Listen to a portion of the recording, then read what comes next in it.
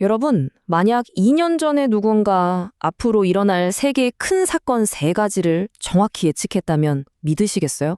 당시에는 그저 대담한 주장으로 치부됐던 이야기가 있습니다. 하지만 지금 2020년 3월, 우리는 그 예언이 무섭도록 현실이 되는 걸 지켜보고 있죠. 현대의 노스트라다무스라고 불리는 한 남자, 장 교수의 이야기인데요. 오늘 그의 놀라운 분석을 한번 제대로 파헤쳐 보겠습니다. 자, 이게 바로 그 문제의 예언입니다.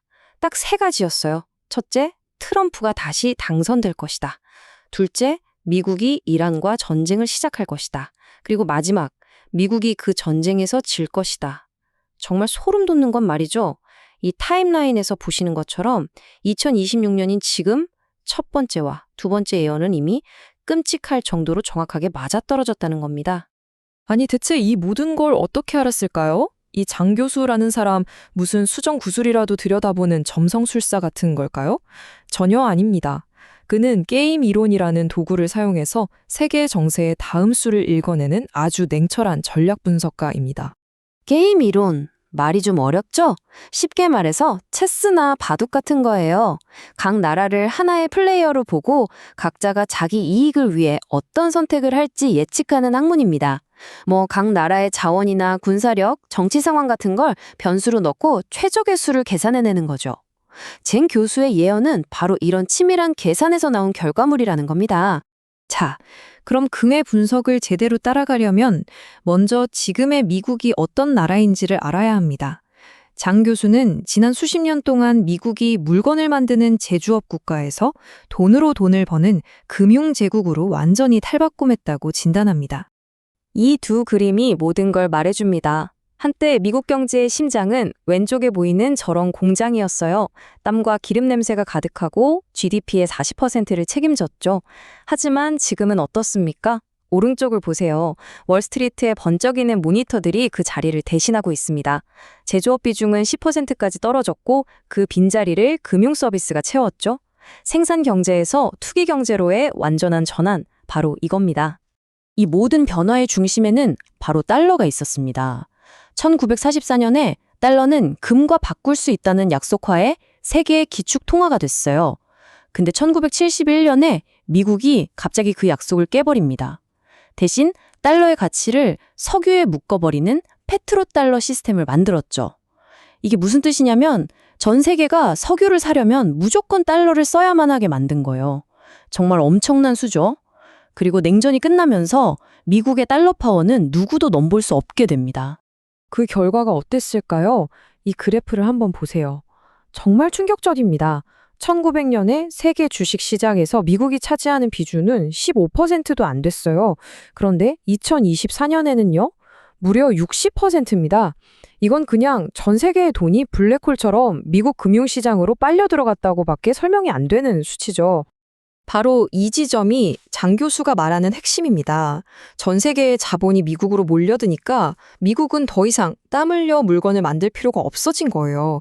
그냥 다른 나라 돈 굴려주면서 부를 쌓는 이른바 쉬운 돈에 중독된 경세가 되어버린 거죠. 하지만 영원할 것 같았던 이 금융제국에도 서서히 금이 가기 시작합니다. 젠 교수는 제국이 이 심각한 위기 앞에서 아주 위험한 카드를 꺼내둘 수밖에 없었다고 분석합니다.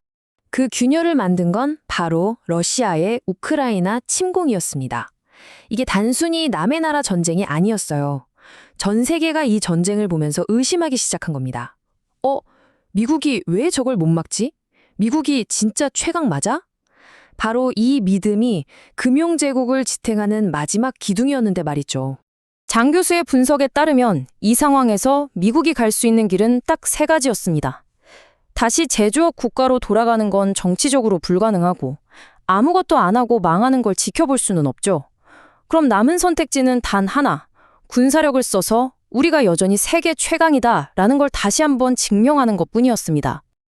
그럼 왜 하필 목표가 이란이었을까요? 젠 교수는 이란이 제국에게 아주 완벽한 카드였다고 말합니다. 일단 이란을 공격해서 미국의 군사력이 여전하다는 걸 보여줄 수 있죠. 또 페트로달러의 심장인 중동 석유를 직접 통제할 수 있게 되고요. 무엇보다 핵을 가진 러시아 같은 나라랑 직접 싸우는 위험을 피할 수 있는 정치적으로 가장 만만한 선택지였던 겁니다. 자, 여러분, 이제 그림이 좀 맞춰지시나요? 지금까지 설명해드린 제국의 이 냉혹한 계산법이 정확히 장 교수가 예측했던 두 가지 결과로 이어진 겁니다. 그리고 그 예언은 이제 우리의 소름 돋는 현실이 되었죠. 장 교수의 분석대로 제국은 자신의 힘을 증명하기 위해 트럼프라는 강력한 리더를 선택했고 이란과의 전쟁이라는 카드를 꺼내들었습니다. 이론이 현실이 되는 바로 그 순간을 우리는 지금 목격하고 있는 겁니다. 자, 이제 가장 중요하고 아직 실현되지 않은 마지막 예언이 남았습니다. 샹 교수는 도대체 왜 이 거대한 제국이 이 결정적인 전쟁에서 패배할 거라고 그렇게 단언하는 걸까요? 그가 내놓은 답은 딱 한 단어에 있습니다. 바로 제국의 오만. 이게 뭐냐면 자기 힘이 너무 강하다고 믿은 나머지 현실을 객관적으로 보지 못하게 되는 상태를 말해요. 패배라는 선택지 자체가 아예 머릿속에 존재하지 않게 되는 거죠. 쟁 교수의 이 한마디가 정말 모든 걸 설명해 줍니다. 제국은 패배를 상상할 수 없기 때문에 패배에 대비하지 않는다. 그들은 어리석고 오만해진다. 결국 제국을 세계 최강으로 만들었던 바로 그 압도적인 자신감이 역설적으로 스스로를 파멸시키는 독이 될 거라는 거죠. 제한 교수의 첫 두 예언은 무서울 정도로 정확하게 현실이 되었습니다. 이제 전 세계는 숨을 죽이고 지켜보고 있죠. 제국의 몰락을 예고한 그의 마지막 예언 또한 과연 현실이 될까요? 이제 그 판단은 역사의 몫으로 남게 되었습니다.